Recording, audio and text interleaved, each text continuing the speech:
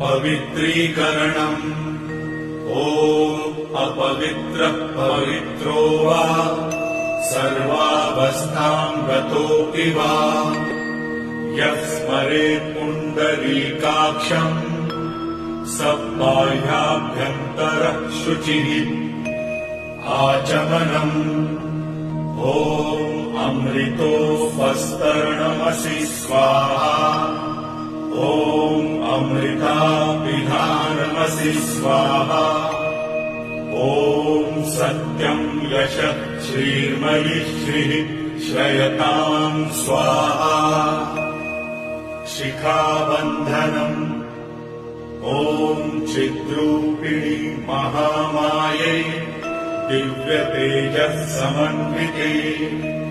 इष्टदेवी शिखा मध्ये तेजो वृद्धि